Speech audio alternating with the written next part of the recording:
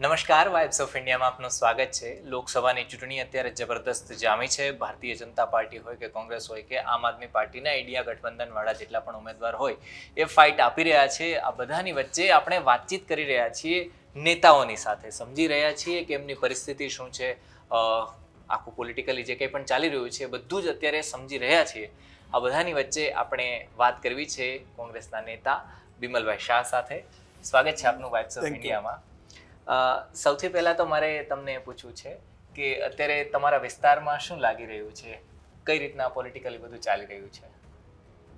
એટલે મારો વિસ્તાર એટલે આમ અત્યારે હું અમદાવાદ શહેરમાં ઇન્ચાર્જ તરીકે છું. એટલે અમદાવાદની અમારે 3 સીટ આવે છે જી. અને ખેડા મારી જૂની સીટ હતી, એટલે અત્યારે મારું ફોકસ ખેડામાં પણ છે. અને ઓવરઓલ પાર્ટી તરફથી બાકીના એરિયામાં ક્યાંક કોઈક જગ્યાએ મેનેજમેન્ટ કરવાનું હતું. I am just try to help them. અચ્છા, ફોર્મલ ઇન્ટ્રોડક્શન આપું કે સર પહેલાં મિનિસ્ટર પણ યુવા તરીકે રહી ચૂક્યા છે. એના પછી ભારતીય જનતા પાર્ટીમાં લગભગ 4 દાયકા જેટલો સમય પણ કાઢ્યો છે અને 2019માં કોંગ્રેસમાં જોડાયા છે. તો સર મારે એ પૂછવું છે કે આટલો સમય 4 દાયકા ભારતીય જનતા પાર્ટીમાં રહ્યા પછી અચાનક કોંગ્રેસમાં શિફ્ટ થવાનું કારણ શું હતા? ના, અચાનક નથી કર્યું. જી.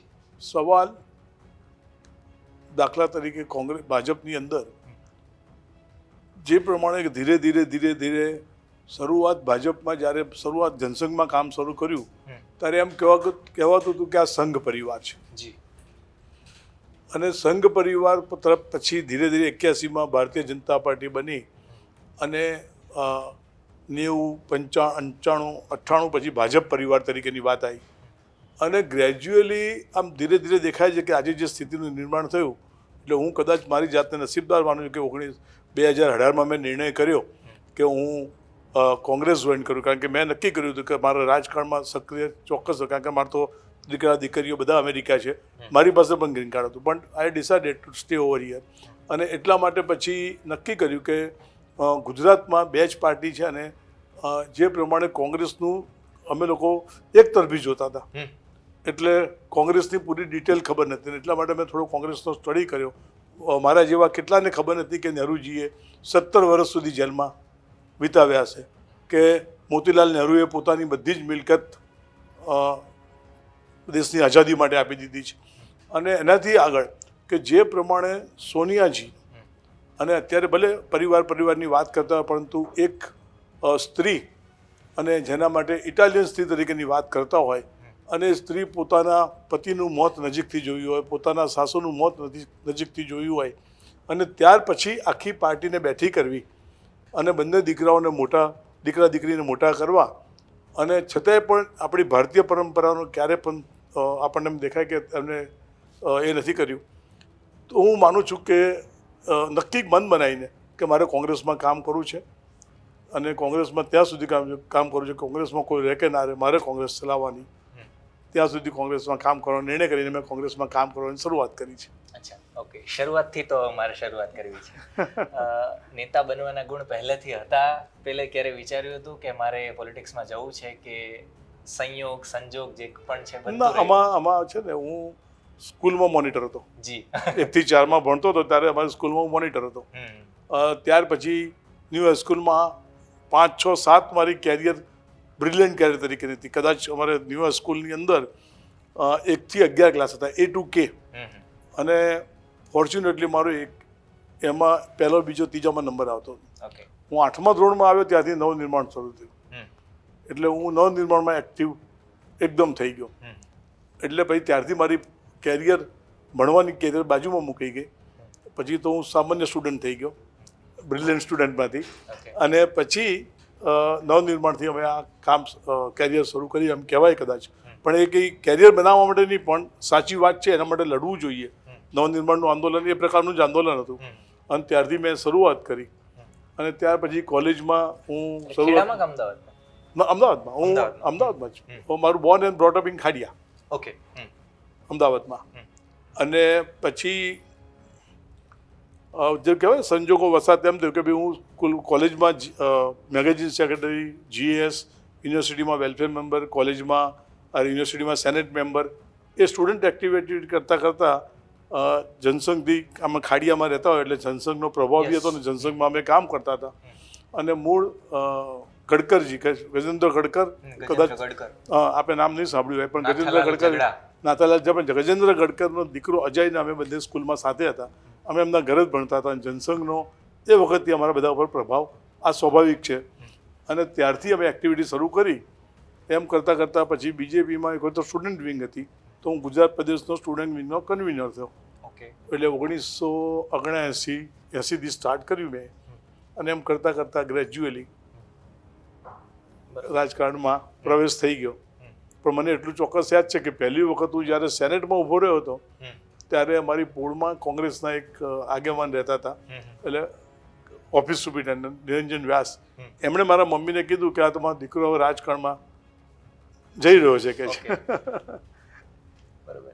તો આજે ત્યારના સમયના તમે કીધું હતું કે તમને લોકોને નહીં ખબર હોય એ નેતાઓ છે, એટલે આ ગજેન્દ્ર ગડકર હોય અથવા તો નાથાલાલ ઝગડા હોય, આ રીતના નેતાઓ છે, એમનો થોડો ઘણો પરિચય જો તમે આપી શકો કે કઈ રીતના એ ભારતીય જનતા પાર્ટીને બનાવવામાં એમણે મદદ કરી. એ બધા ભારતીય જનસંઘના મૂળ પાયામાં, જેમ આપણે ઘણી વખત નથી કહેતા કે તમે કેરીનો ગોટલો વાવ્યો હોય અને આંબો મોટો થયો તો કોઈને ખબર નથી આ ગોટલો કોણે વાવ્યો હતો અને આંબાનું ફળ બીજા કોઈને પ્રાપ્ત થયું. એમાંનું અત્યારે જે પણ લોકો સત્તા ભારતીય જનતા પાર્ટીમાં ભોગવી રહ્યા છે એ પ્રમાણે છે. પાયાની જે ઈંટ હોય એ ક્યારેય ઇમારતમાં ઉપર દેખાતી નથી હોતી. બિલકુલ. એવી અનેકવિધ પાયાની ઈંટો એ આજે પણ છે. અને નાના સ્તંભ ઉપર જ આજે આ ભારતીય જનતા પાર્ટીના આગેવાનો મોટા નેતા તરીકે દેખાય છે. બિલકુલ. ફળ સુધી આપણે આવવાના છીએ, પણ એના પહેલા વચ્ચેની જર્નીની પણ વાત કરી લઈએ. એક યુવાન તરીકે ધારાસભ્યમાંથી મંત્રી બનવું અને આખી એ શરૂઆત કઈ રીતના રહી હતી તમારી? ના, એમાં એવું હતું કે મને 1995માં એકચ્યુઅલી સાબરમતી વિધાનસભાની ટિકિટ મળી હતી, પણ એ ઓલરેડી ડિક્લેર પણ થઈ ગઈ હતી ભારતીય જનતા પાર્ટી તરફથી. પણ એ વખતે જ વિધિન પાર્ટી આજે કહેવા મને વાંધો નથી કે અમિતભાઈથી માંડીને બધા લોકોએ એ વખત મારો વિરોધ કર્યો હતો. અને ત્યાં સુધીનો બનાવ બન્યો તો કાશીરામભાઈ રાણાનો ચશ્મા તૂટી ગયા હતા, એમનો જબ્બો ફાડી નાખ્યો હતો. વિપુલ ચૌધરી વખત હતા, એના ચશ્મા તૂટી ગયા. બધું તોફાન બહુ કર્યું હતું એ વખતે, કરાવડાવ્યું હતું. પણ પછી એ વખતે અમારી નેશનલ પાર્ટી એટલે પ્રમોદ મહાજનથી માંડીને બધા જ બહુ ફોર્મ હતા કે, અને એમણે કીધું હતું કે આપણે 182ની 181 લડીએ છીએ, બિમલ તારે ફોર્મ પાછું ખેંચવાનું નથી. એટલે મારું ટિકિટ કન્ફર્મ હતું. પણ ફોર્ચ્યુનેટલી કે અનફોર્ચ્યુનેટ પણ એ વખતે અડવાણીજીએ નિર્ણય કર્યો કે મારે લોકસભા અહીંયા લડવી છે. એટલે મને અડવાણીજીએ ત્યાંથી મને મેસેજ આવ્યો કે બિમલભાઈ તમે આ ટિકિટની કોન્ટ્રોવર્સી થઈ છે, નારણપુરાની સીટ એ સારી સીટ છે અને મારી ઈચ્છા છે કે આ કોઈ જગ્યાએ અડવાણીજી લડવા આવતા હોય ત્યારે કોન્ટ્રોવર્સી ના થાય તો સારું. એમ કરીને મેં ફોર્મ વિડ્રો કર્યું હતું. અને પછી 95માં એ વખતે મને સ્ટેટ ટ્રાન્સપોર્ટ કોર્પોરેશનમાં ચેરમેન બનાવ્યો હતો. યંગેસ્ટ ચેરમેન તરીકે હું GSRTCમાં હતો. અચ્છા. જવાબદારીઓ વગેરે જે કંઈ પણ છે એ બધી ઘણી બધી નિભાવી છે. તો એવા કયા કામ છે કે જે તમે કર્યા છે જેમાંથી તમને એવું લાગે રાત્રે સૂઈએ તો આમ દિલ ઉપર હાથ રાખીને કે મેં આ બહુ સરસ કામ કર્યું છે, એ જે જવાબદારીઓના ભાગરૂપે તમે કર્યા હોય? Fortunately I am the happiest person એ બાબતમાં. અને મને એવી તક સુંદર મળી છે. અને હું મારો વિદેશ પ્રવાસનો શોખ અને વિદેશ પ્રવાસને કારણે ઘણી બધી વસ્તુઓ, જે દિવસે મેં અમેરિકામાં મારું ડ્રાઇવિંગ લાયસન્સ લીધું હતું ત્યારે મને વિચાર આવ્યો હતો કે આવું લાયસન્સ આપણા દેશમાં કેમ ના થઈ શકે. અને ફોર્ચ્યુનેટલી હું જ્યારે અહીંયા ટ્રાન્સપોર્ટ મિનિસ્ટર બન્યો ત્યારે મેં પહેલો જ પ્રયોગાત્મક રીતે કે આપણું સ્માર્ટ કાર ડ્રાઇવિંગ લાયસન્સ હોવું જોઈએ. અને ત્યાં આગળ શ્રીપતિ પાછળ અને અહીંયા મેં ચીપ મુકાઈ હતી, એ બી ફર્સ્ટ ટાઈમ ઇન્ટ્રોડ્યુસ કર્યું. અને એ વખતે પછી મેં નક્કી કરીને આપણું ડ્રાઇવિંગ લાયસન્સ બનાવ્યું. પછી આવી જ રીતે અમે હાઈવે ઉપર જતા હતા અને ફોરેનના રોડ ઉપર હાઈવે, આટલા બધા મોટા હાઈવે થાય અને જે પ્રમાણેની ત્યાં ચેકપોસ્ટો આવતી હતી તો અહીંયા આરટીઓનું બદનામ ખાતું હતું, ખૂબ આરટીઓનું બદનામ ખાતું હતું. અને મેં એના આંકડા જોયા તો 1961થી શરૂ કરીને હું આવ્યો 98માં, ત્યાં સુધીમાં 31 કરોડ રૂપિયાની આવક વધી હતી. ટોટલ 36 કરોડ રૂપિયાની આવક હતી. મેં કીધું આટલા બધા વાહનો છે, આ રીતનું છે, છતાંય એટલે આ બરાબર નથી. એટલે કોમ્પ્યુટરાઇઝ ચેકપોસ્ટમાં શું થઈ શકે? એટલે અમે 3 મહિના કેટલા વાહનો જાય છે અને કેટલા વાહનો આવે છે એવું વ્યક્તિગત રીતે મેં ત્યાં આગળ સર્વે કરાયો હતો અને એના આધારે કયા એરિયામાં કેટલી લેન કરવી જોઈએ જેથી કરીને આજથી 20 વર્ષ સુધી આપણને ટ્રાફિકમાં તકલીફ ના પડે એની ચિંતા કરીને એ વ્યવસ્થા ગોઠવીને તમને કદાચ ખ્યાલ હશે કે અત્યારે શામળાજી ચેકપોસ્ટ ઉપર જાઓ તમે 4 દુ 8 લેન છે. પછી સૌથી હાઈએસ્ટ ટ્રાફિક સુરત બાજુ હતો તો 6 દુ 12 લેન કરી છે. ક્યાંક જગ્યાએ 8 લેન છે, ક્યાંક 6 લેન છે, 4 લેન છે.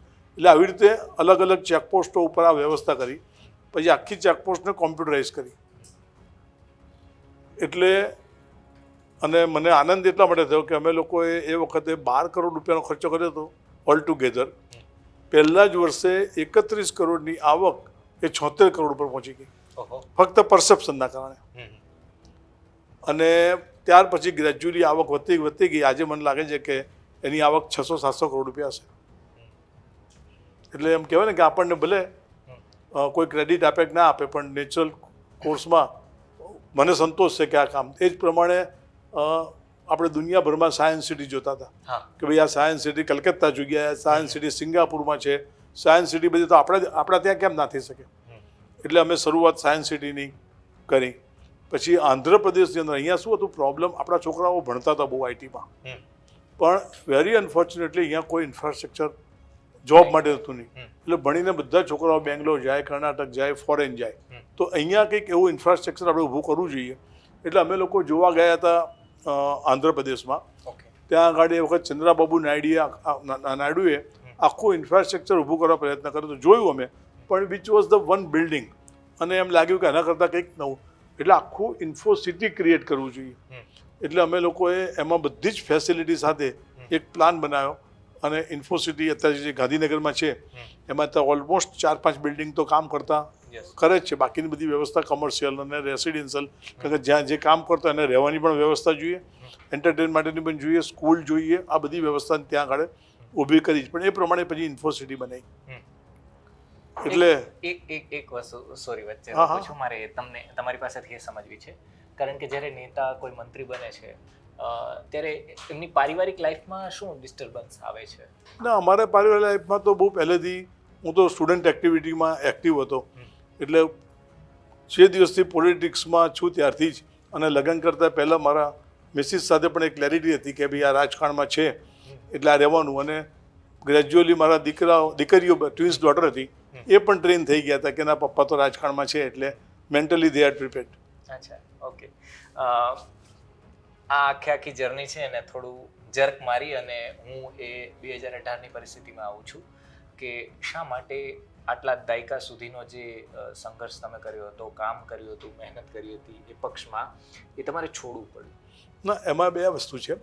મેં તમને કીધું ને કે આ સંઘ પરિવારમાંથી ભાજપ પરિવાર ને ભાજપ પરિવાર પતી ગઈને અત્યારે મોદી પરિવાર થઈ ગયો છે અને આ દિશામાં જઈ રહ્યા છે. આ એ મને એ વખત દેખાતું હતું. કઈ દિશામાં જઈ રહ્યા? આ મોદી પરિવાર એટલે શું છે? What is it? આજે તમે આરએસએસના કોઈને પણ પૂછો તો આરએસએસની અંદર તમને કદાચ ખબર હશે કે શાખામાં કોઈ પણ માણસ જાય છે તો કોઈ વ્યક્તિને પૂજા નથી કરતો, ત્યાં ધ્વજ મૂક્યો હોય છે. અને ધ્વજ મૂકવા પાછળનું મુખ્ય કારણ એ જ છે કે વ્યક્તિ વિશેષનું કોઈ મહત્વ નથી. અને એટલા માટે આ વ્યક્તિ વિશેષની વાત જ્યારે ઊભી થાય છે ત્યારે મને લાગે છે કે આ દેશને બરબાદ તરફ લઈ જવાના છે. અને જે સાયકોલોજી અને સાયકી હતી, એટલે હું કદાચ મને કોઈ પૂછે તો હું આજે મારી જાતને નસીબવાળો સમજુ છું કે આજે હું એમની સાથે નથી. સત્તા એક બાજુની વાત છે, પરંતુ આ દેશને આ દિશામાં લઈ જવાની વાત અને ડિક્ટેટરશીપવાળી જે પ્રક્રિયા એ દેશને બરબાદ જ કરે. સર, આપણે ઓડિયન્સમાંથી પણ થોડા ઘણા ક્વેશ્ચન્સ લઈ લઈએ. બિમલભાઈ, કોઈ પણ ગુજરાતમાં જે રાજકારણમાં રસ ધરાવતા હોય આપને ઓળખતા ના હોય તેવું ના બને. કારણ કે આપ જન્મ્યા છો 1961માં કેમ, પણ કિશોર અવસ્થામાંથી જ આપ સ્ટુડન્ટ પોલિટિક્સમાં ઇન્વોલ્વ હતા. અને એ પછી ભાજપ યુવા મોરચા, પછી ભાજપ આપણી સેનેટ, સિન્ડિકેટ, યુવા મોરચા, આ બધી જે વસ્તુઓ છે અને અમદાવાદ, અને એ જમાનો એવો હતો 80 ને 90નો દાયકો, જે અત્યારે કોંગ્રેસ અનુભવી રહી છે ત્યારે ભાજપ અનુભવી રહી હતી. બરાબર, કે તમે ખૂબ જ સંઘર્ષ કર્યો અને તમે ઘણા બધા અસંખ્ય યુવાનોને ભાજપના ફોલ્ડમાં લઈ આવ્યા.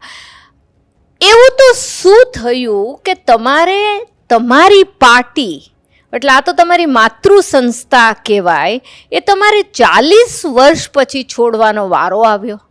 ના, એમાં બે વસ્તુ છે કે તમને કદાચ ખબર હશે કે 95 કેશુભાઈની સરકાર બન્યા પછી જે પ્રમાણે શરૂઆતથી જ કેશુભાઈનું 95માં રહ્યા, ડિસ્ટર્બ થયા, પાછા 98માં ફરીથી સરકાર બની.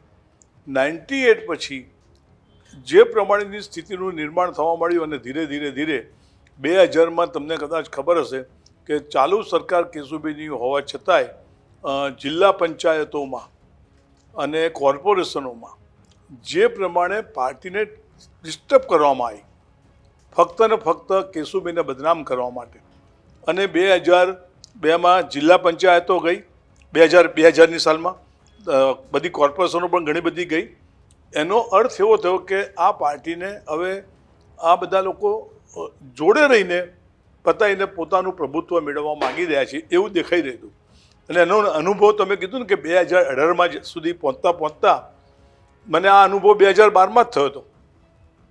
2012માં મેં એક વખત નિર્ણય કર્યો હતો, પણ પછી મેં મારી જાતને, અને બીજું શું હતું કે નરેન્દ્રભાઈએ વ્યક્તિગત રીતે મને કીધું હતું કે, અને મારે 2013માં એક્સિડન્ટ થયા પછી એમણે મને વ્યક્તિગત બોલાવીને કીધું હતું કે આવું તો મને ઘણું બધું તકલીફ થઈ છે. પણ 2013થી 2018ની વચ્ચેના એક્સપિરિયન્સ પછી જ્યારે અમિત શાહને પ્રમુખ બનાવવામાં આવ્યા ઓલ ઇન્ડિયાના, અને એ અમિત શાહ પ્રમુખ તરીકે, આમ તો અમિત અને મારા મિત્ર તરીકે, નાના ભાઈ તરીકે હું એને ટ્રીટ કરતો હતો. અમિત મારા પોલિટિકલી બી એ વખતે જુનિયર આમ કહેવાય.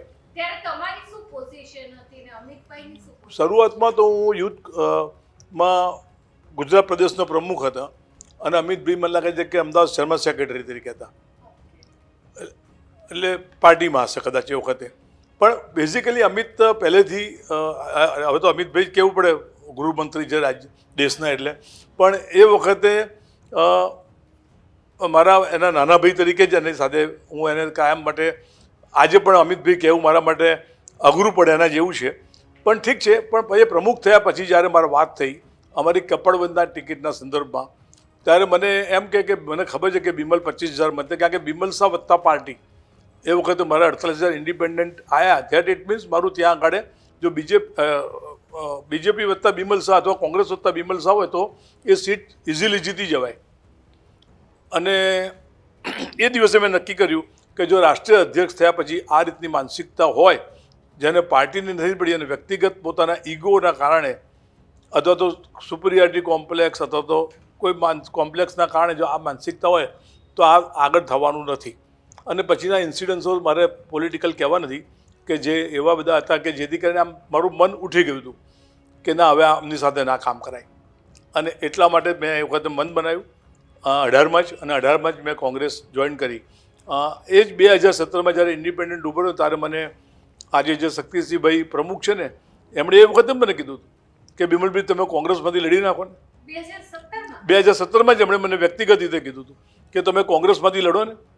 પણ મેં એ વખતે એટલા માટે ના પાડી હતી કે હું સત્તા લેવા માટે અથવા ધારાસભ્ય થવા માટે કોંગ્રેસ જોઈન કરું છું એ નથી કરવું મારે. First of all let me prove my self કે હું ભાઈ અપક્ષ ઊભો રહું છું જ્યારે, કારણ કે મારા માટે એવું હતું કે જે દિવસે મને 2017માં ટિકિટ નથી આપી ત્યારે કપડવંજમાં મેં એ રીતે કામ કર્યું હતું કે આખું કપડવંજ જાણે કોઈ માણસનું મૃત્યુ થયું હોય અને દુકાનો બંધ રહે, કપડવંજ બંધ રહે, એમ 2017માં મારી ટિકિટ જાહેર ના થઈ એ દિવસે આખું કપડવંજ બંધ રહ્યું હતું. કપડવંજનો નાનો પાનનો ગલ્લો, દુકાન, રિક્ષાવાળાથી માંડીને બધાએ કપડવંજને બંધ રાખ્યું હતું. અને એ દિવસે મેં નક્કી કર્યું કે ચૂંટણી જીતવા કરતાં લોકોના દિલ મેં જીત્યા છે, એનાથી મોટું કશું ના હોઈ શકે. અને એટલા માટે મેં અપક્ષ ઉમેદવારી નોંધાઈ. અને માનસિકતા હતી કે મારી ડિપોઝિટ જવાની છે, કારણ કે અપક્ષમાં અત્યાર સુધીના આપણા બધાના અનુભવ રહ્યા છે. કારણ કે મારી કાસ્ટનો 1% મત પણ નહોતો. એવું નથી કે કાસ્ટ ઉપર મારે મુસ્તાક થઈને ચૂંટણી લડવાની હતી, પણ તેમ છતાંય કપડબંધી પ્રજાએ મારા કામને જોઈને, મારા સંબંધોને સાથે રાખીને મને 48,000 મતો આપ્યા. અને એટલા માટે મને 2019માં ફરીથી મને લોકસભાની સીટ લડવા માટેની વાત કરી એટલે મેં હા પાડી હતી. આપે બિમલભાઈ જણાવ્યું કે 2018માં અમિતભાઈને કદાચ તમારી સામે ટિકિટ આપવામાં વાંધો 2018માં કે 2012માં? અમિતભાઈને તો 1995 થી મારો વાંધો હતો. એમણે વિરોધ મારો 1995માં પણ કર્યો હતો. તો એ વાંધાનું કારણ શું? હવે એ તો કોઈની અંદરની વાત તો આપણને શું ખબર પડે.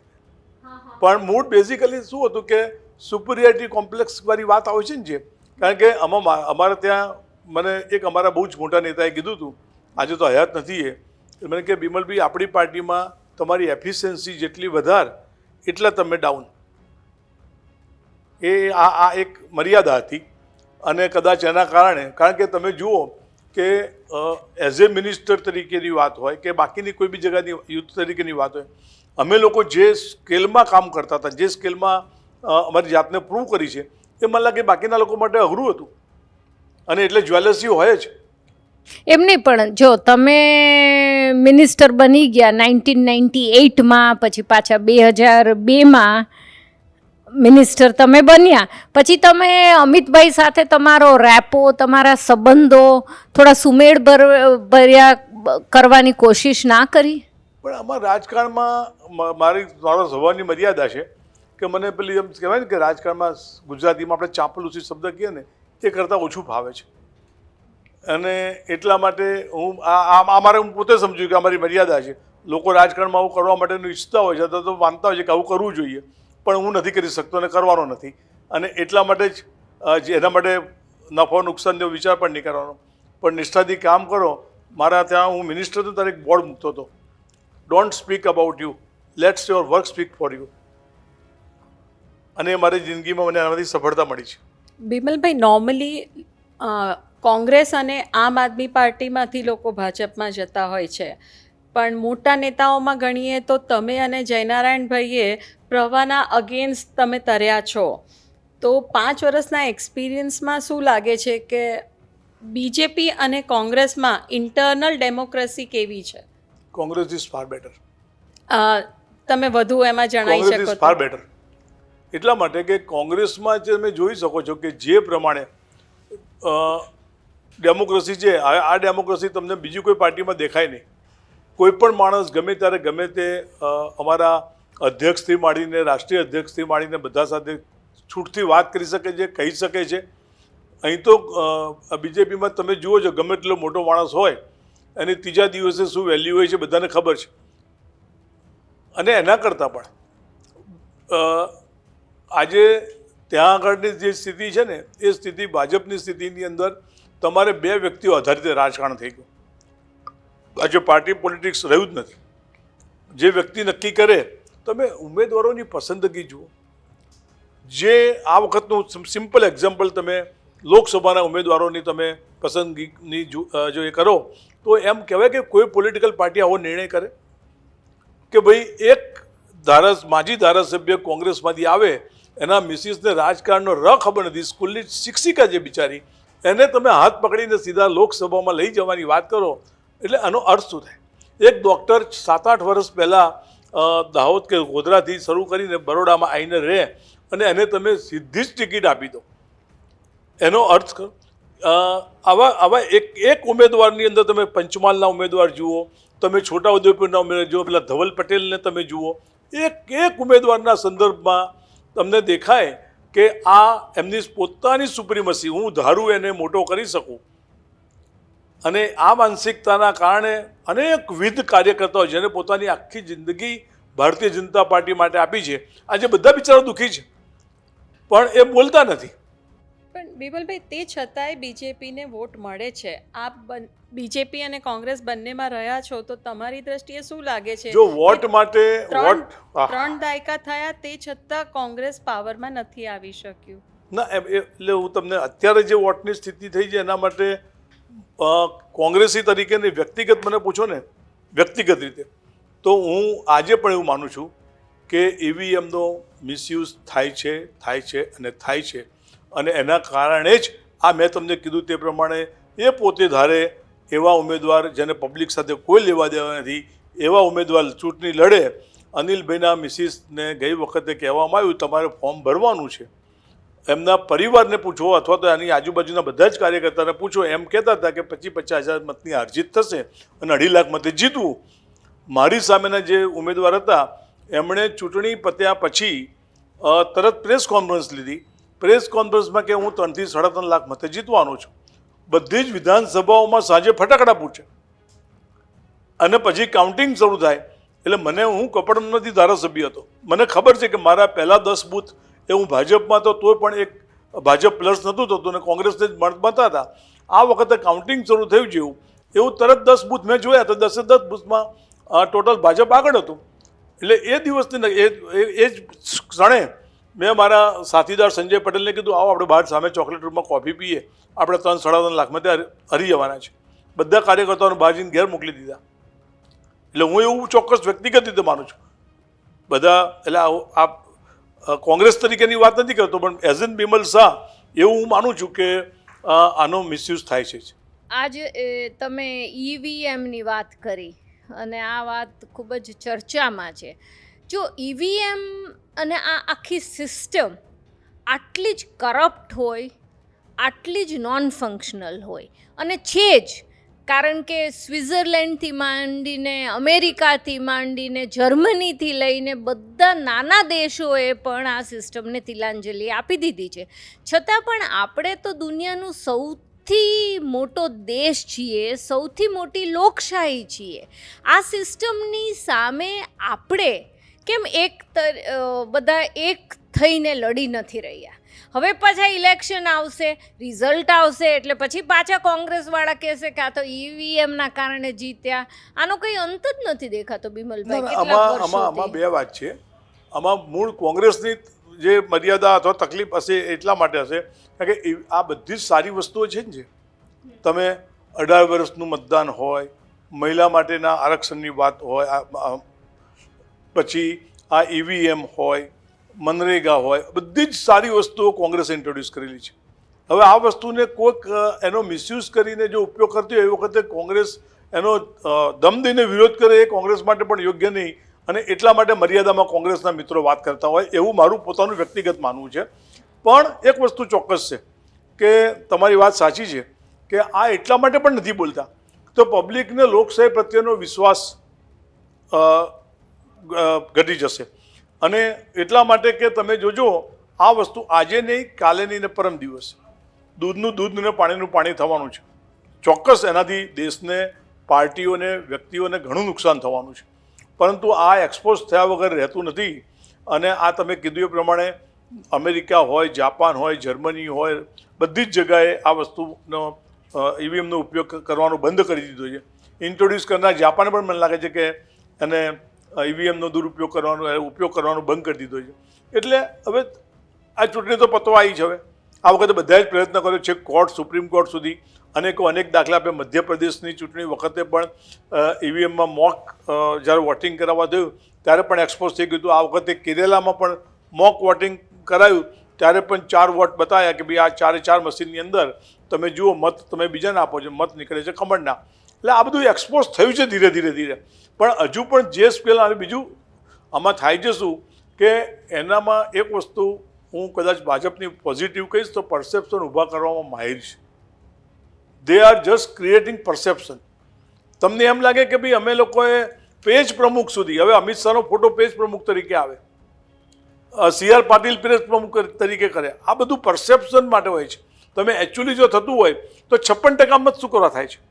જો તમારા 100% પેજ પ્રમુખ હોય તો 56% વોટ થાય કે કોંગ્રેસનું કશું છે જ નહીં.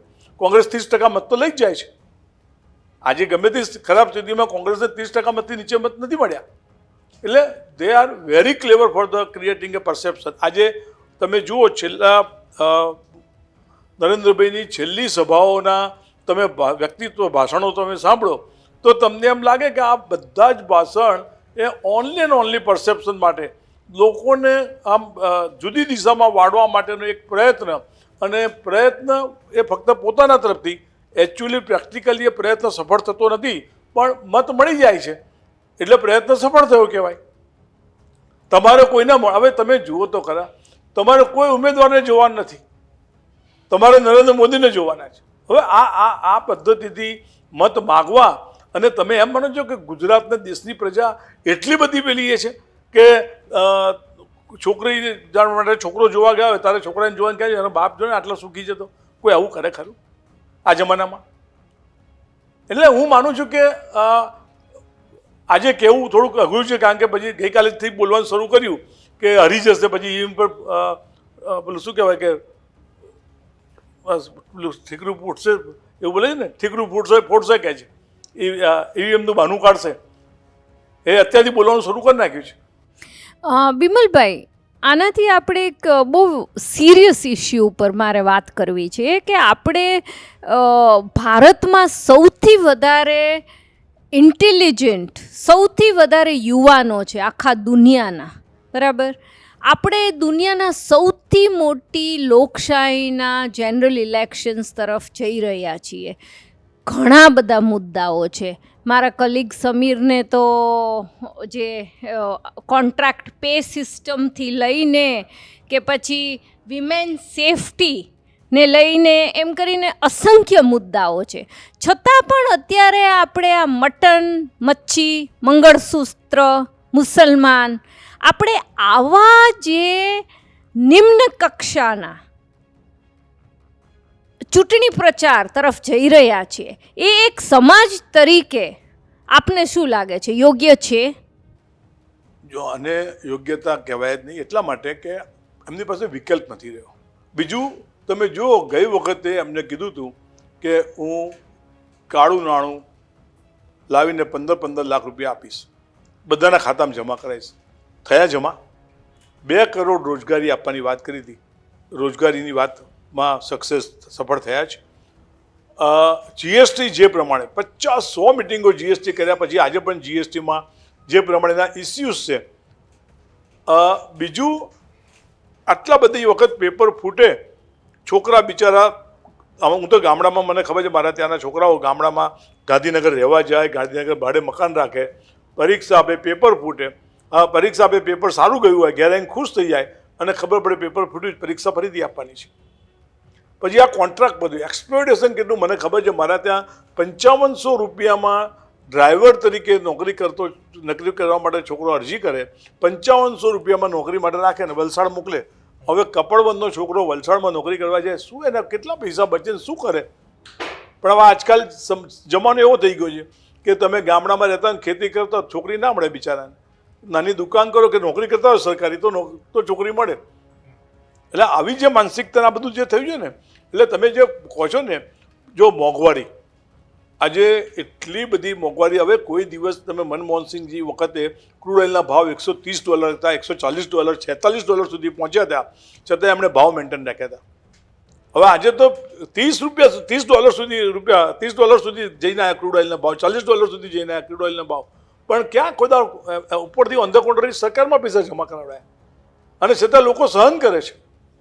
આ સહનશક્તિ લોકોની વધી ગઈ છે અને એટલા માટે આટલું બધું લોકો સહન કરી રહ્યા છે. આ યંગ છોકરાઓ, કોઈ પણ છોકરાને તમે જુઓ નોકરી માટે જાય, 2500 રૂપિયા 3500 રૂપિયામાં નોકરી કરે. હવે મને એમ કહો, સામાન્ય કોઈ પણ છોકરો હોય, એ પોતાનું બાઇક ચલાવતો હોય કે એની પાસે મોબાઈલ હોય કે સારા કપડાં પહેરવાના હોય, તો પોતાના ઘરમાં ક્યાં પૈસા આપી શકવાનો છે? તમે આ તો આપણે ઠીક છે, બધા લોકો તમાચો મારીને ગાળ રાખે છે. હું તો પોળમાં પણ મોટો થયો છું, પોળોમાં. આજે હું જ્યારે પોળમાં છું ત્યારે આપણી આંખમાંથી આંસુ આવી જાય કે આ શું સ્થિતિમાં પોળની સ્થિતિ થઈ છે. સામાન્ય માણસની જિંદગી તો તમે જીવી શકાવી રહી જ નથી. બિમલજી, તમે વાત કરી કે આજના યુવાનો સહનશક્તિની કે એની વાત કરી, પણ તમે પેટ્રોલની પણ વાત કરી કે આજનો યુવા કદાચ એની ગાડીમાં પેટ્રોલ નહીં હોય, પણ 2 લોકો જ્યારે જય શ્રી રામના નારા લગાવશે તો એની પાછળ 5 લોકો છે નારા લગાવશે. તો એ સહનશક્તિની વાત છે કે પછી ક્યાંક એ ઇમોશનલ એંગલ છે, એ પણ આજકાલના યુવાનો છે એને ક્યાંક ને ક્યાંક આકર્ષે છે? ના, ઇમોશનલિટી તો યુવાનોમાં હોય જ અને હોવી જોઈએ. એ ના હોય તો બી તમારી જિંદગી નકામી છે. પરંતુ એની સાથે સાથે તમારા દેવું કરીને ઘી પીવાની માનસિકતા એ નવયુવાનમાં ના આવે. એને કમાવવું પડે, એને પોતાના મા બાપે ઉછેરીને જે સ્થિતિમાં મોટો કર્યો છે એ પ્રમાણે મા બાપની ચિંતા કરવી પડે, પરિવારની ચિંતા કરવી પડે, પોતાનો પરિવાર બનાવવાની વાત હોય. એટલે આ બધું બહુ સ્વાભાવિક પ્રક્રિયા છે. પણ એ છે ને એક્શન રિએક્શનમાં તમને દેખાય છે. શું કરો આટલા બધા યુવાનો આપઘાત કરે છે? શું કરો આટલી બધી દીકરીઓ આપઘાત કરે છે, સુસાઇડ કરે છે? તમે જુઓ ખેડૂતો આપઘાત કરે છે. એટલે આ તમે જે માનો છો આજની જે સ્થિતિ એના કરતાં ખૂબ વધારે ગંભીર છે. અને હું એવું બધા જ એવું માને છે કે જો આ ચૂંટણીમાં ક્યાંક કોઈક જગ્યાએ અમને રોકવામાં નહીં આવે તો એટલું ચોક્કસ માનજો કે કદાચ આ ચૂંટણી છેલ્લી પણ હોઈ શકે અને આ ચૂંટણી પછી એ બેફામ થશે. વિમલભાઈ, જેમ આપે કીધું કે આપ 40 વર્ષ પછી તમે બીજેપી છોડીને કોંગ્રેસમાં જોડાયા, તેમ એવી રીતે જ આપણા જે અર્જુનભાઈ ઓઢવાડિયા છે એ પણ 40 વર્ષ પછી કોંગ્રેસમાંથી છોડીને બીજેપીમાં જોડાયા. અને એમનું એવું કહેવાનું હતું જ્યારે એ વાઇબ્સ ઓફ ઇન્ડિયામાં ઇન્ટરવ્યૂ દેવા આવ્યા હતા, એમણે એવું કીધું કે છેલ્લા 8 વર્ષથી કોંગ્રેસનું એક જે પબ્લિક ટચ હોય છે, પબ્લિક સાથે જે વાતચીત હોય એ છૂટી ગયું છે. કોંગ્રેસનું કમ્યુનિકેશન જે હોવું જોઈએ એ છૂટી ગયું છે. તો તમારું શું કહેવું છે કે એ સાચું છે? અને સાચું છે તો આવું કેમ બન્યું છે? એટલે સોરી ટુ સે, પણ હુ ઇઝ ધ રિસ્પોન્સિબલ? કોની રિસ્પોન્સિબિલિટી આવે છે? મારી પાર્ટીમાં ક્યાંક કંઈક ખોટું થતું હોય તો આ પાર્ટીના કાર્યકર્તા કે પાર્ટીના આગેવાનોને સાચી દિશામાં લઈ જવા અથવા તો વાત કરીને સમજાવીને એક દિશામાં કામ કરાવવું. અર્જુનભાઈ જેવા તો ઓલરેડી એ કોંગ્રેસના પ્રમુખ હતા, વિરોધ પક્ષના નેતા હતા, ખૂબ મોટા આગેવાન હતા. શું એમની જવાબદારીનો ભાગ નથી બનતો? અને જવાબદારીમાંથી છટકી જવાય? હું એમ માનું છું કે એનો અર્થ પોતે જવાબદારીમાંથી છટકી ગયા છે. અને આ પગલું એમણે જે ભર્યું છે એનાથી મેં તો એમને વ્યક્તિગત રીતે પણ કીધું આ યોગ્ય પગલું છે જ નહીં. અને એ સમયે જ ખબર પડશે જ્યારે એમને આજે હું હમણાં પરમ દિવસે જ મને એક ભાઈ બતાવતા હતા કે કોંગ્રેસમાંથી ગયેલા બહુ જ મોટા આગેવાન એ જે રીતે સામે બેઠા હતા બીજી ત્રીજી રોમાં, અહીંયા ક્યારે પહેલી રો સિવાય બહાર બેસતા નહોતા, એમને બીજી ત્રીજી રોમાં બેસવું પડે છે. અને એ સમયનો જ્યારે અન્ય પોતાનો અનુભવ થશે ને, અહીં તો એ જે ધારતા હતા એ કામ કરાવી શકતા હતા, જે ધારતા હતા એ પ્રમાણે ઈચ્છિત વર્ક માટે લોકોને પ્રોત્સાહિત કરી શકતા હતા. એટલે મને લાગે છે કે એ એમનું યોગ્ય દિશામાં પગલું નથી અને સમય જ એમને ખબર પસ્તાવો થશે. બિમલભાઈ, આપે ખૂબ જ ઇમ્પોર્ટન્ટ મુદ્દો છેડ્યો કે ભાજપ જે રીતે આમ ફૂલ સપાટે કોંગ્રેસના લોકોને કોંગ્રેસમાંથી ભાજપમાં લઈ જઈ રહી છે. ભાજપને બિલકુલ જરૂર નથી, ભાજપ બિલકુલ કમ્ફર્ટેબલ છે ગુજરાતમાં, છતાં પણ એ કોંગ્રેસને તોડીને ભાજપમાં લઈ રહી છે. હમણાં મેં ગઈકાલે જ એક જગ્યાએ એક ફોટો જોયો કે હાર્દિક પટેલ રડતો હતો. હાર્દિક પટેલ જે કોંગ્રેસમાં હેલિકોપ્ટર સિવાય પગ નીચે નહોતો મૂકતો કે પછી સ્ટાર પ્રચારક હતો, અત્યારે આઈ થિંક એને લક્ઝરી બસના પણ વાંધા પડે છે ક્યાંય પ્રચાર કરવા જવું હોય.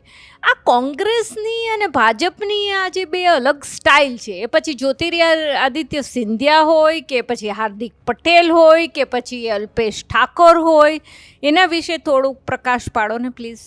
એમાં એવું છે બેન કે તમે જુઓ, એમણે શરૂઆતમાં જાહેર કર્યું કે અમારે કોંગ્રેસ મુક્ત ભાજપ દેશ કરવો છે. અનફોર્ચ્યુનેટલી કે ફોર્ચ્યુનેટલી આજે કોંગ્રેસ યુક્ત ભાજપ થવા માંડી છે. એનાથી બીજું, મેં તમને શરૂઆતમાં કીધું કે એમને ગમે તેમ કરીને એક પરસેપ્શન ઊભું કરવું છે. જેમ પેજ પ્રમુખની વાત કરીને એમ કોંગ્રેસ તૂટે છે, કોંગ્રેસ તૂટે છે અને કોંગ્રેસના લોકોને તોડીને લઈ જાય. હવે કોંગ્રેસ કશું રહ્યું જ નથી. ફક્ત ને ફક્ત આ બધાનો ઉપયોગ એ પોતાના પરસેપ્શન ઊભો કરવા માટે લઈ જાય છે. અને એટલે એમની હાલત આ જ થાય. એમનો પર્પઝ પૂરો થઈ ગયો કે ભાઈ અર્જુનભાઈ જેવા મોટા નેતા આવી ગયા, સીજે ચાવડા જેવા મોટા નેતા આવી ગયા. આ એમનો પર્પઝફુલી પર્પઝ હોય છે કે અમારે એમને લઈને કોંગ્રેસને તૂટતી બતાવી છે. પણ તમે જુઓ આનું કારણ આ જ, they want to just create a perception only, nothing else. કારણ કંઈ નથી. તમે કીધું એવું કમ્ફર્ટેબલ તો છે જ એ લોકો.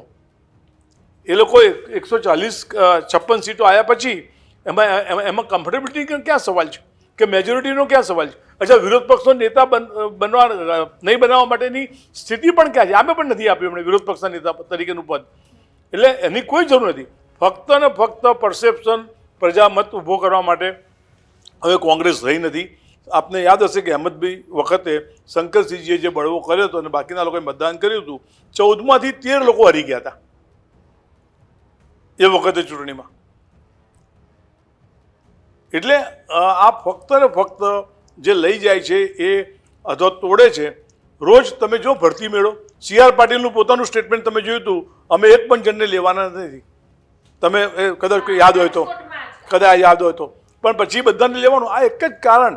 પણ સૌથી સારી વસ્તુ કોંગ્રેસનું આટલા વર્ષોનું જે નિચોડ છે ને, એમાં ક્યારેય કોંગ્રેસના 30% મત ઘટ્યા નથી. આ તો થોડુંક અમારી મર્યાદા તમને કહું કે અમારા નીચે જે મતો પડ્યા છે, જે કોંગ્રેસને મત આપનારા મતદાર છે, એનું મતદાન જે રીતે કરાવવું જોઈએ એ કરાવી શકતા નથી. એ સિસ્ટમમાં થોડોક બ્રેક લાગ્યો છે. પણ હું માનું છું કે આ વખતે લોકસભામાં ક્યાંક એ સિસ્ટમ થોડી ડેવલપ થઈ છે. પણ એટલું આજે પણ આપના બધાની હાજરીમાં કહું છું, 27માં આપ જોશો કે કોંગ્રેસની સરકાર હશે. આવું બહુ વર્ષોથી ને દાયકાઓથી અમે સાંભળી રહ્યા છીએ. આપે શંકરસિંહ વાઘેલાનું નામ લીધું. થોડા વખત પહેલાં જ તે શંકરસિંહ વાઘેલાનું નામ ખૂબ જ ચર્ચામાં હતું કે કદાચ કોંગ્રેસમાં જોડાશે ને રાજકોટથી પરસોત્તમ રૂપાલા સામે લડશે. હવે શંકરસિંહ વાઘેલા પણ એક સિનિયર નેતા છે. કોંગ્રેસ કેમ શંકરસિંહ વાઘેલાને એટલો અપ્રોચ નથી કર્યો, પાર્ટીમાં એન્ટ્રી નથી આપી? ના, એવું નથી. બાપુ માટે આજે પણ અમને બધાને એટલું જ માન છે. અને બાપુનું એક વસ્તુ એટલું ચોક્કસ કહેવાય કે આજે પણ પ્રજાની સાથે જોડાયેલા છે. પ્રજાને એમની સાથે વાત કરવી, એમની જ્યારે વાત આવતી હોય ત્યારે સાંભળવી, આ બધું જ ગમતું હોય છે. પણ વેરી અનફોર્ચ્યુનેટલી જે વખતે એટલે કોંગ્રેસ સાથેનો કોંગ્રેસે એમને શું ના આપ્યું? એમને મુખ્યમંત્રી પદ આપ્યું, એમને સેન્ટ્રલના મિનિસ્ટર બનાવ્યા. જ્યારે સેન્ટ્રલના મિનિસ્ટર નહોતા ત્યારે એમને ચેરમેન બનાવ્યા હતા. એમના દીકરાને જિલ્લા પંચાયતના પ્રમુખ બનાવ્યા હતા. ત્યાર પછી એમના દીકરાને પણ ધારાસભ્ય બનાવ્યા હતા. કોંગ્રેસે બધું જ આપ્યા પછી જે સમયે કોંગ્રેસને એમણે જેટલું મોટું નુકસાન પહોંચાડ્યું હતું, એટલે મને એમ લાગે છે કે કોંગ્રેસની જે કેન્દ્રીય લીડરશિપ છે એ ચોક્કસ એવું મન બનાવીને બેઠી હોય કે ભાઈ આમાં બહુ આગળ ના વધાય. કારણ કે આટલું મોટું નુકસાન જે માણસ સહન કરીને ગયો હોય, એટલે આજે કદાચ જેને લાગણી હોય ને કદાચ કહેવા જાય તો હું માનું છું કે એમના માર્ક્સ પણ ઓછા થાય. આપણા વડાપ્રધાન નરેન્દ્ર મોદીએ જે રાજસ્થાનમાં પ્રવચન આપેલું પાંસવાડામાં, એ મુદ્દે ઇલેક્શન કમિશને એમને નોટિસ પણ આપી હતી. અને એ જ પ્રકારનું હવે નિવેદન એમણે ગુજરાતમાં પણ આપ્યું કોંગ્રેસના મેનિફેસ્ટોને લઈને. અને કોંગ્રેસે કર્ણાટકમાં જે OBC રિઝર્વેશન આપી દીધું તમામ મુસ્લિમ જાતિઓને, એને લઈને કોંગ્રેસને ટાર્ગેટ કરી છે.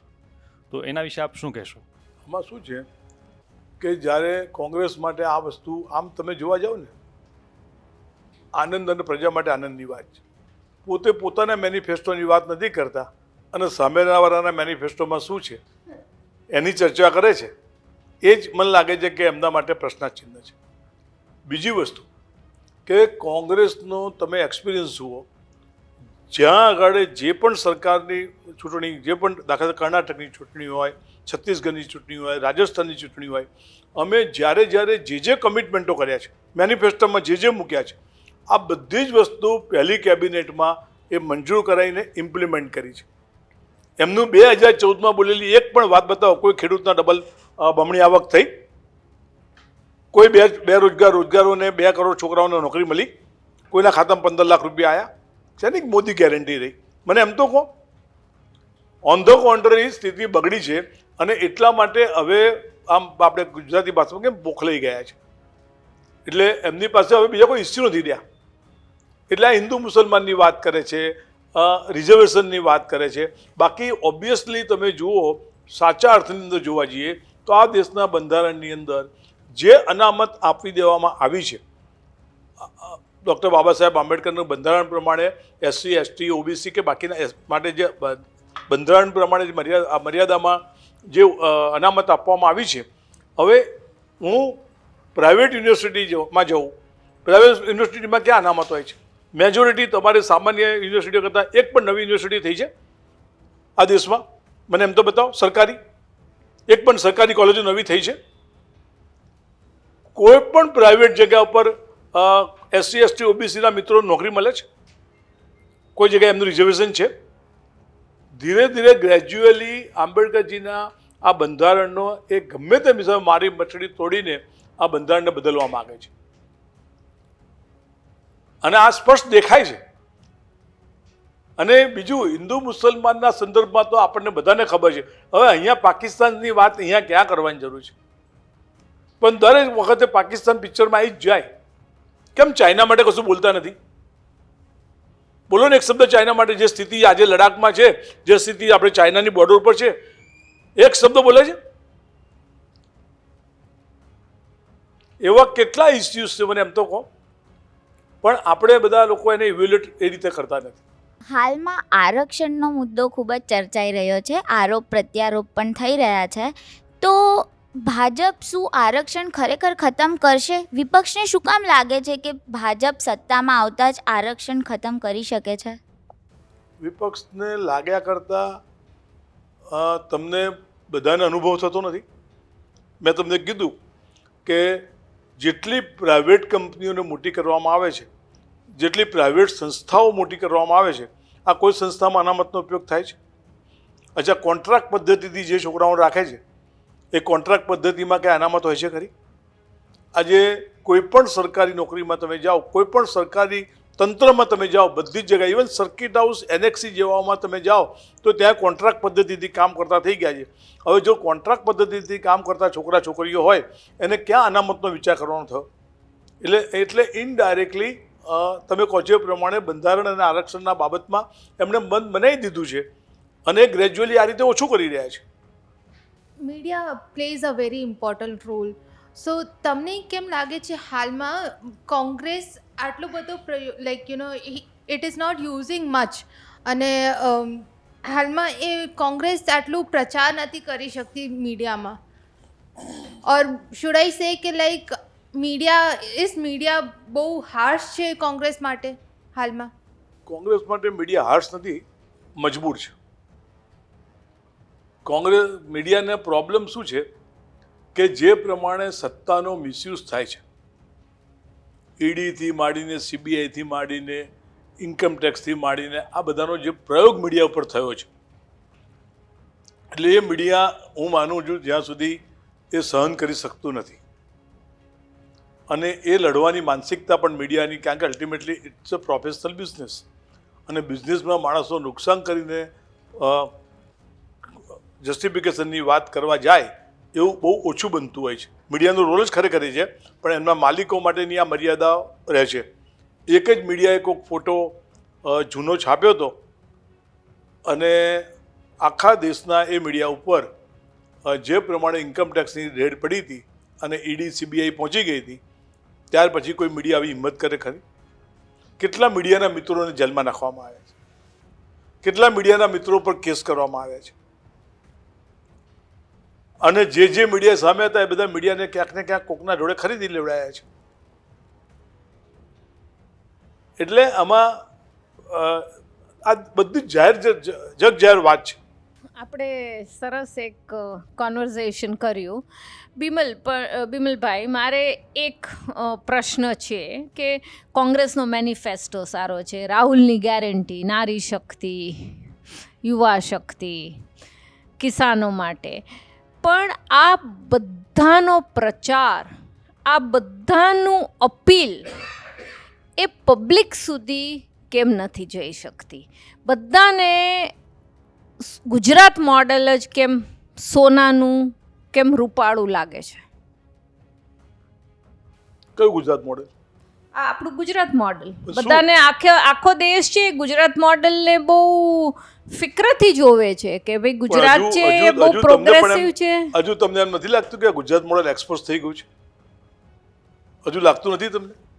હું તો એવું માનું છું કે બધા જ લોકોને ખબર પડી છે ગુજરાતનું મોડેલ શું છે, અને ગુજરાતના મોડેલના આધારે આજે આખા દેશની અંદર જે સ્થિતિનું નિર્માણ થયું છે, એમાં હું એવું ચોક્કસ માનું છું કે સૌથી મોટું નુકસાન જ્યારે ભવિષ્યમાં થશે તો ગુજરાતીઓને થવાનું છે. અને એમ ચોક્કસ માની લો કે આ આજે જે સ્થિતિનું નિર્માણ કર્યું છે ને એ ગુજરાત મોડેલમાં મને ગુજરાત મોડેલની વાત બતાવો ને, કે ગુજરાત મોડેલને કારણે દેશવાસીઓને ફાયદો થયો હોય, કોઈને પણ ફાયદો થયો હોય. ગુજરાત મોડેલની વાત કરીએ વાત બરાબર છે, પણ what is the Gujarat model? કંઈક જુદું તો બતાવો મને ગુજરાત મોડેલ. ગુજરાત મોડેલ હોય તે આંતરપ્રેન્યોરશિપ, કેપિટાલિઝમ, વેલ્થ અરે ભાઈ, ક્રિએશન. ગુજરાતની એન્ટરપ્રિનરશિપ માટે આજે તમે કહું કે ગુજરાત અને ગુજરાતીઓ ઓન ધ કોન્ટ્રી, હું તમને મને વ્યક્તિગત રીતે પૂછો ને તો આજે કમનસીબે Gujarat is a entrepreneur state. કોઈ પણ દુનિયાના કોઈ પણ દેશમાં જાઓ, કોઈ પણ નાનામાં નાના ગામડામાં જાઓ, તમને ત્યાં ગુજરાતી મળે. આજે ગુજરાતી આખી દુનિયામાં કેમ લાડકો ને વાલો લાગે છે? કારણ કે એ એન્ટરપ્રિનર છે, એનામાં એન્ટરપ્રિનરશિપ છે. આપણા ગુજરાતમાં એક કહેવત છે કે નાનો છોકરો હોય ને એને હાથડીએ બેસાડે પણ નોકરી ના કરવા દે. આજે કમનસીબી છે, હું તમને કહું, હું એને કમનસીબી વ્યક્તિગત રીતે માનું છું, એટલા માટે કે આજે એન્ટરપ્રિનરશિપ ધીરે ધીરે ધીરે ધીરે આપણી ઘટતી ગઈ છે. છોકરાઓ પેકેજ લેવા માટે જતા ગયા છે, અસંખ્ય છોકરાઓ, અસંખ્ય. એ છોકરાઓ અહીંયા રહેવા માગતા નથી, બહાર જઈને નોકરીઓના પેકેજ લે છે અને બહારના પેકેજ લઈને કે મને નોકરી અમે સંતોષ છે. બાકી આપણો ગુજરાતી, મને એવું ચોક્કસ યાદ છે કે હું 88-90માં લંડન ગયો હતો ને, અને લંડનના એક ગામડામાં મારે જવાનું થયું હતું કોકને મળવા માટે. ત્યારે હું એક જગ્યાએ પૂછવા ગયો તો આઈ બાના કહે છે, ત્યાં બાના શબ્દ વાપરે છે. તો એ કાકા હતા, મને કે આઈ બાના શું હતું? એટલે એ ત્યાં એક ગામડામાં ગુજરાતી હતો. એટલે એવું નથી હોતું, પણ આજે શું થયું છે, કમનસીબે આપણા ગુજરાતીઓની એન્ટરપ્રિનરશિપ દિવસે દિવસે ઘટતી જાય છે. મોટા વેપારીઓ, મોટા ઉદ્યોગપતિઓ નાના નાના વેપારીઓને ધીરે ધીરે ખાઈ જાય છે, એવું કહીએ તો કદાચ કહીએ તો પણ ખોટું નથી. પણ એ તો લોકોને પણ અપેક્ષા તો હોય જ ને, બધાને અદાણી બનવું હોય, અંબાણી બનવું ના, ના, સારી હોય. વસ્તુ અને છે. આ કોંગ્રેસ પણ which is જ્યારે not bad. અંબાણી, અદાણી, ટાટા બધાને ગાળો જ આપ્યા કરે તો એ જો, જે ટિપિકલ ગુજરાતી હોય એને ના, સેજ ડંખે નહીં. ના, હું તમને કહું, તમે અટલજીનું ભાષણ સાંભળ્યું છે ક્યારે બી? યાદ છે તમને? हमारी जिंदगी की शुरुआत होती है टाटा से और बाटा से. टाटा और बाटा આ એમનું બહુ જ જાણીતું ભાષણ છે, ટાટા અને બાટા માટેની. અને આજે તો તમને આમ આમ સ્પષ્ટ દેખાય છે, આપણને ગુજરાતી તરીકે ગૌતમભાઈ અદાણી હોય કે મુકેશભાઈ હોય, આપણને ગુજરાતી તરીકે વાત ગમે કે ભાઈ ગુજરાતી એન્ટરપ્રિનર્સ આટલો બધા મોટા થઈ ગયા છે. પરંતુ જે જનરલ પરસેપ્શન ઊભું થાય છે, જે ફેવરિઝમની વાત ઊભી થાય છે, રાહુલ ગાંધીએ એક સાચું કીધું છે, તમે 16 લાખ કરોડ રૂપિયા સુધી લોકોના માફ ફરી શકો છો, તો ખેડૂત બિચારો શું ખોટો છે? નાના નાના વેપારીઓ તમે કનેક્શનો શું કોરાક આપો છો? તો પછી અહીંયા ગુજરાતમાં નવનિર્માણ આંદોલન જો આટલી જ સ્થિતિ ખરાબ હોય તો નવનિર્માણ આંદોલનની જેમ કે પછી ક્વિટ ઇન્ડિયા મૂવમેન્ટની જેમ કે પછી પાટીદાર આંદોલનની જેમ ગુજરાતમાં કેમ કે મૂવમેન્ટ નથી ઊભી થઈ રહી? લોકો ખુશ તો છે, પછી 26 સીટ આવતી હોય કે 156 સીટ આવતી હોય, એ ઈવીએમ થકી આવતી હોય, પણ લોકોમાં જે જુસ્સો કે લોકોમાં જે ફાઇટિંગ સ્પિરિટ હોવું જોઈએ એ કેમ નથી દેખાઈ રહ્યું? જો આમાં એવું છે, ફાઇટિંગ સ્પિરિટ માટે તો હું તમને કહું, ગુજરાતમાં અને ગુજરાતીઓ માટે ગુજરાતીને દમદાર જ છે. ગુજરાતીએ જ નવનિર્માણનું આંદોલન કરેલું છે. આ ગુજરાતની અંદર 1 રૂપિયો કે 50 પૈસા દૂધના ભાવ વધતા હતા કે 2 રૂપિયા તેલના ભાવ વધતા હતા, ત્યારે આ ગુજરાતે આંદોલનો કરેલા છે. કમનસીબે છેલ્લા 30 વર્ષની શાસન દરમિયાન એમણે જે એક્ઝામ્પલ સેટ કર્યા છે, એટલે સામાન્યમાં સામાન્ય માણસો, કોઈ બિલ્ડર હોય તો આજે 10 વર્ષથી જેલમાં હોય, કોઈ આઈએએસ ઓફિસર હોય તો એ 10 વર્ષથી જેલમાં હોય, આઈપીએસ ઓફિસર 10 વર્ષથી જેલમાં હોય, ક્યાંક પોલિટિકલ ક્યાંક મર્ડરોની વાત આવતી હોય, અને ધીરે ધીરે ધીરે એટલો બધો ડર પેદા થઈ ગયો છે.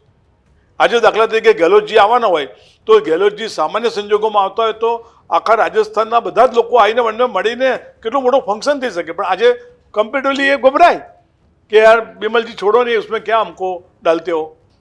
સવાલ આટલો જ આવે છે કે જે પ્રમાણે એમણે એક્ઝામ્પલ સેટ કરીને લોકોને જે ગભરાય, મીડિયાવાળા કેમ ગભરાય છે મને એમ તો કહો? મીડિયાના કેટલા એક્ઝામ્પલ સેટ કર્યા છે એમણે? અને મીડિયામાં મોટા માણસો તો બરાબર છે, પણ સારા એન્કર હોય ને એ તમે વ્યક્તિગત રીતે કોઈ સારા એન્કર હોય એને જઈને પૂછી આવો કે બેન કે ભાઈ તમારી સ્થિતિ શું છે. એટલે બેઝિકલી પણ આ તમે કહો છો એ પ્રમાણે ધીરે ધીરે ધીરે ધીરે ધીરે આ સમય આખા દેશનો આવી ગયો છે. આખો દેશ આંદોલનના માર્ગે જશે એમાં મને બેમત દેખાતો નથી.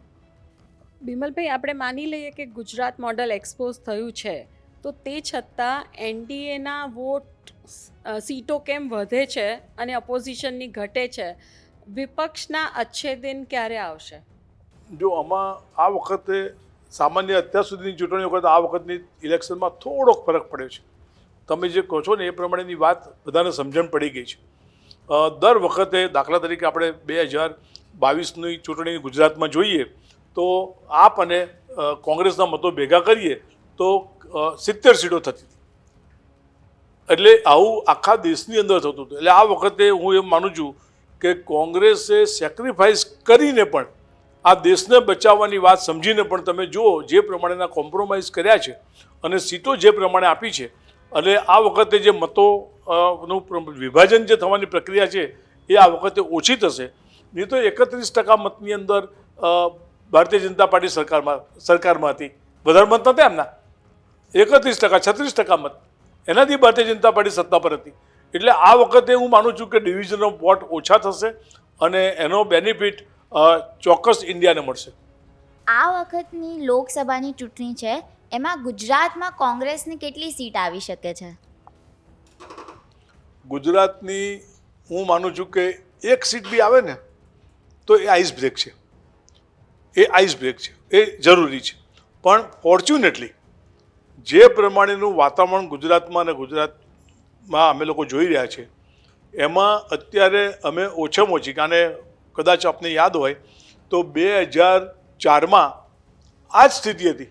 અમારે ત્યાં એ વખતે કોંગ્રેસમાં ઉમેદવારો લડવા તૈયાર નહોતા અને પરાણે લડાયા હતા અને 12 ઉમેદવારો જીત્યા હતા, લોકસભાના સભ્યો થઈ ગયા હતા.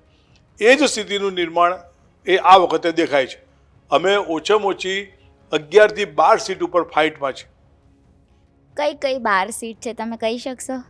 એ રવા દો ને, શું કરો ફરક? 4 દિવસ પછી હવે નકામ બિચારા બધા ડિસ્ટર્બ કરતા. જ્ઞાનીબેન આટલી મહેનત કરતા હતા, કેટલા ડિસ્ટર્બ કરી નાખ્યા. આખું ને આખું તંત્ર શંકરભાઈ ચૌધરીથી ખરેખર ના થાય, સ્પીકર છે છતાં ખુલ્લા બજારમાં નથી આવી ગયા. આવું શું કરવા દો છો? અચ્છા, તમારી જેટલી આખી સ્પીચ છે એને જો આપણે સમ અપ કરીએ તો એક મોટી વાત ઉભરીને એ આવે છે કે ભારતીય જનતા પાર્ટી છે એ એની કોર કોમ્પિટન્સી પહેલામાં જ છે કે નેરેટિવ સેટ સરખી રીતના કરી શકે છે, બરોબર? કદાચ ને લોકોની વાત સાંભળીએ 200 રૂપિયા પેટ્રોલ મળશે, અમને કોઈ વાંધો નથી. ના, લોકોને નહીં, અમુક જ લોકો. હા, એટલે એ લોકો અને એમાં હું તમે માનો જેવું નથી. એ બોલનારો વર્ગ બહુ ઓછો છે પણ એનો પ્રચાર વધારે છે. જી. બાકી ઘણા બધા લોકો એવા છે જે કહે છે કે અમને રાશન મળે છે, 80 કરોડને મળે છે, કોઈ ચિંતા નથી, અમારે રામ મંદિર બની ગયું છે એ જ બધું જોઈએ છે, અમારે શિક્ષણ વગેરે જે છે એ બધા મુદ્દાઓ છે એ જે બહુ મહત્વના છે એના ઉપર કેમ શા માટે અત્યારે કોંગ્રેસ છે એ પોતાની વાત છે એ આગળ મૂકી નથી રહી? જેમ તમે કહી રહ્યા છો કે ભારતીય જનતા પાર્ટી છે એ પોતાની વાત રાખી શકે છે, તો કોંગ્રેસ પણ પોતાની વાત રાખી જ શકે છે ને? અમારી વાત અમે રાખીએ જ છીએ, પણ અમારી વાતને કયા મીડિયાવાળા બતાવે છે? બીજી વસ્તુ, એમની પાસે ઈડી સીબીઆઈ અને માધ્યમ દ્વારા 8400 કરોડ રૂપિયા ભેગા કર્યા છે. અમારા ખાતા સીલ કરી દેવામાં આવ્યા છે. રાહુલ ગાંધીએ કહેવું પડ્યું કે અમારે એક આગેવાનને એક રાજ્યમાંથી બીજા રાજ્યમાં મોકલવા તો અઘરું પડે છે. તો એવી સ્થિતિની અંદર જ્યારે ચૂંટણી લડવાની આવે છે, અમે અત્યારે ક્રાઉડ ફંડિંગથી ચૂંટણી લડીએ છીએ. અમને પ્રજા અમને પૈસા પણ આપે છે અને મત પણ આપશે. એટલે સવાલ અમે નથી કરતા એવું નહીં, પણ અમારી પાસે રિસોર્સિસ કમ્પેરેટિવલી આજે એમની પાસે જે છે એના કરતાં ઘણા ઓછા છે. એટલે અમે ઘણી વખત કહીએ છીએ કે અમે પૈસામાં એમને નથી પહોંચી વળવાના. એ પૈસાથી ચૂંટણી લડશે, અમારે પરસેવાથી ચૂંટણી લડવાની છે. એ જે પ્રચાર કરી રહ્યા છે એ પ્રચાર અમે નથી કરી શકવાના. થેન્ક યુ સો મચ કે તમે જોડાયા અને તમે તમારી વાત રાખી એ બદલ થેન્ક યુ. થેન્ક યુ, અને તમારા બધાનો પણ ખૂબ ખૂબ આભાર.